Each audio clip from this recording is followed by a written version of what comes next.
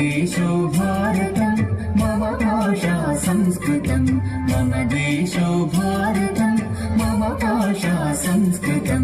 जन्मभूमिरस्माकं भारतं भारतं जन्मभूमिरस्माकं भारतं भारतं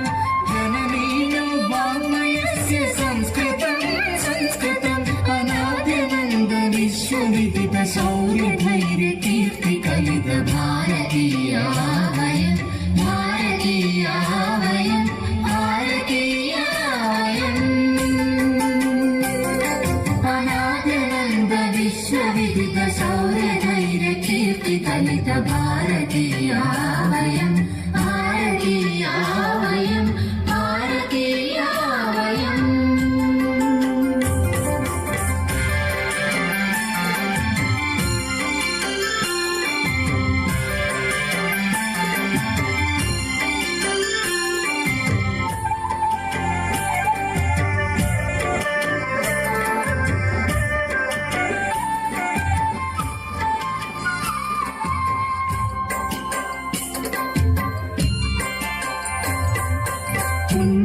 पुण्यभूमिरस्माकं भारतं भारतं पुण्यभूमिरस्माकं भारतं भारतं करणीन सर्वधर्म संस्कृता संस्कृता हिन्दु क्रिस्त सिख मुस्लिं जाति मत विभागरहित भारतीया वयं भारतीया वयं भारतीया वयम् सिख मुस्लिं जाति मत विभागरहित भारतीया वयं भारतीया वयं भारतीया वयम्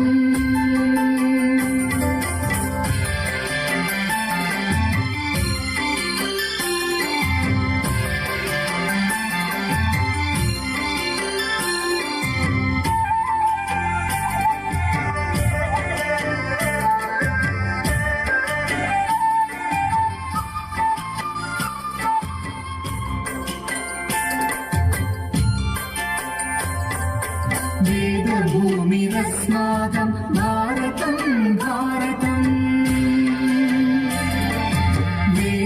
वेदभूमिरस्माकं भारतं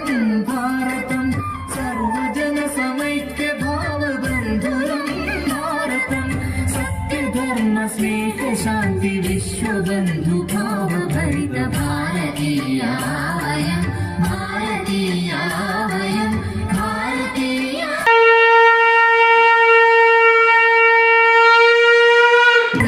भारतं सत्यधर्म स्नेह शान्ति विश्वबन्धुभावभरित भारतीया वयं भारतीया वयं भारतीया वयम् सत्यधर्म स्नेह शान्ति विश्वबन्धुभावभरित भारतीया वयं भारतीया वयं भारतीया वयम् भारतीया वयं भारतीया वयं भारतीया वयम्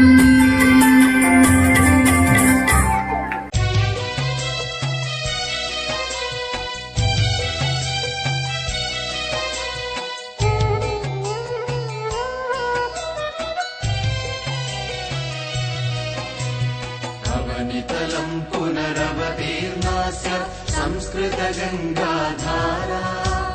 वीरभगीरथवंशोऽस्माकं वयं तु कृतनिर्धारा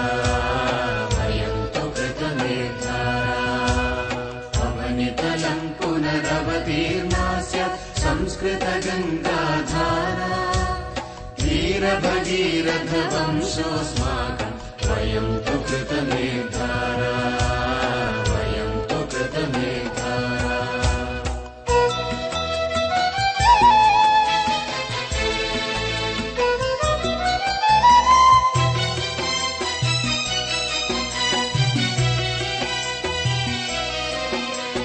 निबततु पण्डितहरशिरसि प्रवहतु नित्यमिदं वचसि शिरसि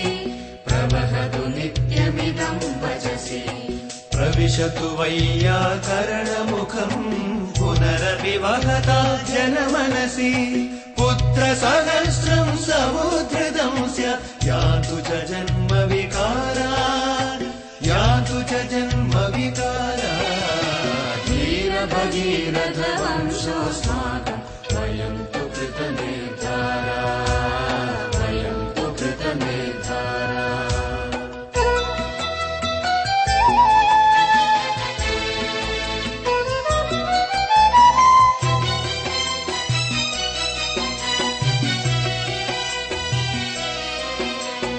ग्रामं ग्रामं गच्छामः संस्कृतशिक्षां यच्छामः ग्रामं ग्रामं गच्छामः संस्कृतशिक्षां यच्छामः सर्वेषामपि तृप्तिहितार्थं स्वक्लेशं न हि गणयेम कृते प्रयत्ने किं न लभेद एवं सन्ति विचारा धीरभगीरथवंशोऽस्माकं वयं तु कृतनिर्धारा वयं तु कृतनिर्धारा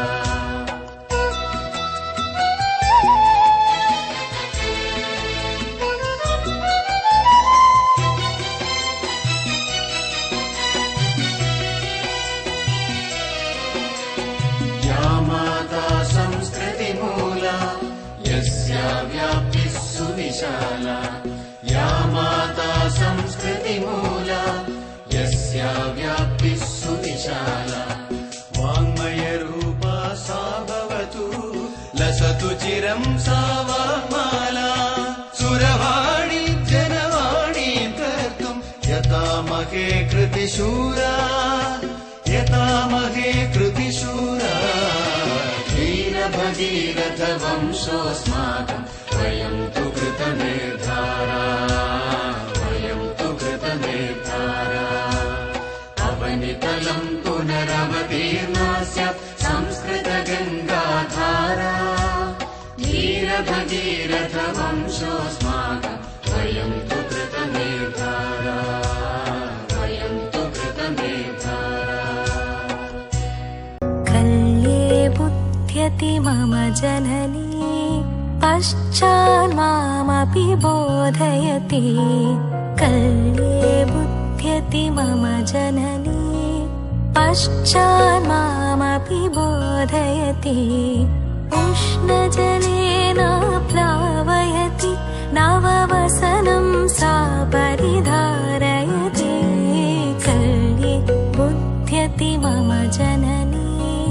पश्चान्मामपि बोधयति उष्णजलेन प्लावयति नववसनं सा परिधारयति कल्ये बुध्यति मम जननी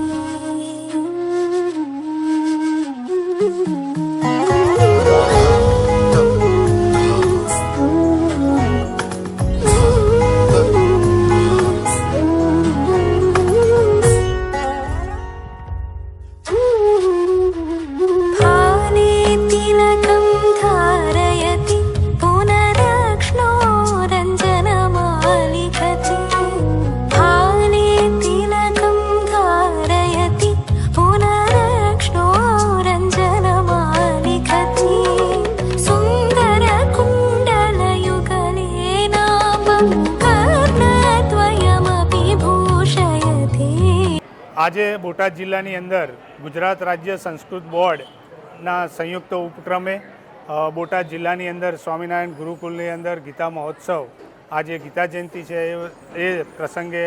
એક ગીતા મહોત્સવનું આયોજન કરવામાં આવ્યું, જેની અંદર સમગ્ર બોટાદમાંથી દરેક શાળાઓમાં આ ગીતા જયંતિ નિમિત્તે કાર્યક્રમો થયા અને એની અંદરથી જુદી જુદી સ્પર્ધામાં ભાગ લઈ અને 2000થી વધારે બાળકો જે વિજેતા હતા એની સમીક્ષા કરી અને ત્યાર પછી 142 બાળકોને આજે સન્માન પ્રમાણપત્ર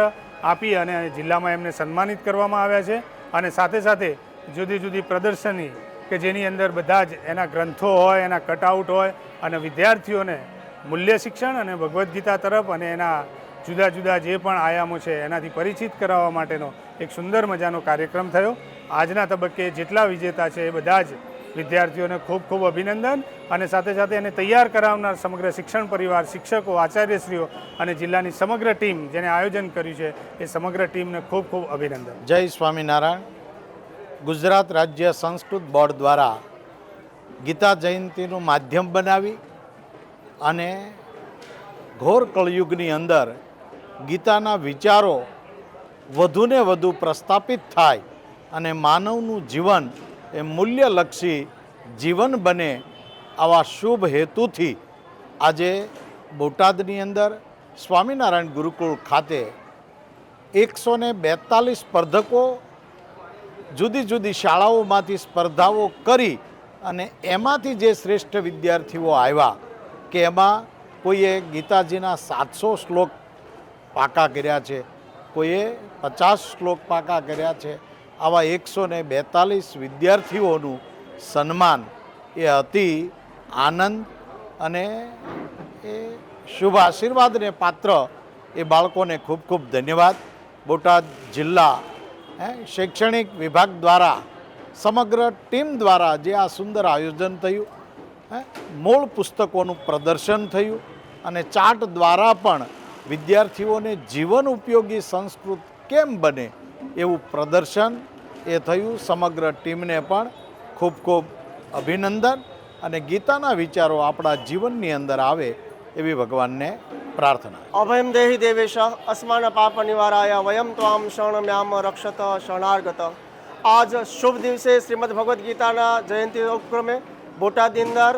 ગુજરાત સંસ્કૃત બોર્ડ અને ગુજરાત સરકાર શિક્ષણ વિભાગ, અમારા શિક્ષણ પરિવાર બોટાદ વતી આ સરસ મજાનો ગીતા મહોત્સવનો કાર્યક્રમ સ્વામિનારાયણ ગુરુકુળ ખાતે કરવામાં આવેલ, જેમાં સર્વપ્રથમ શંખનાદ દ્વારા કાર્યક્રમનું ઉદ્ઘાટન કરવામાં આવેલ અને ગીતા પૂજન પણ કરવામાં આવેલ. આજે ખરા અર્થમાં ગીતાને વૈશ્વિક ગ્રંથ તરીકે માત્ર ગીતાને માત્ર પઠનમાં રૂપે નહીં પણ વ્યવહારની અંદર આજે એવો સરસ મજાના બોટાદના શાળા પરિવાર અને ગુરુજીએ એવો પ્રયાસ કર્યો છે કે 142 વિદ્યાર્થીઓએ ગીતાની અંદર સ્પર્ધકો જે હતા બધાને પ્રમાણપત્ર આપ્યા. ઉપરાંત આજે 3 વિદ્યાર્થીઓ એવા મળ્યા કે જેને 700 શ્લોકો કંઠસ્થ, એટલે તે કીધું છે ગીતા સુગીતા કર્તવ્યા દોગ્ધાહ ગોપાલ નંદકઃ એવા આ વૈશ્વિક ગ્રંથને અને ચારે બાજુ પ્રદર્શન ગોઠવ્યું છે મંદિરના પરિસરની અંદર, જેમાં સંસ્કૃતને વદામી સંસ્કૃતમ પઠામી સંસ્કૃતમ વંદે સંસ્કૃત માતરમ એવી ભાવના સાથે ખૂબ સરસ મજાનું આયોજન કર્યું. બધાને ભૂરી ધન્યવાદ, સાધુવાદ. તમામ અહીંયા બોટાદકરને પણ યાદ કરવા પડે, કારણ કે એને પણ જય જનની જોડ સખી નહીં જડે એવી રીતે આ ગીતા માતાની વંદના કરી છે. અસ્તો, ધન્યવાદ.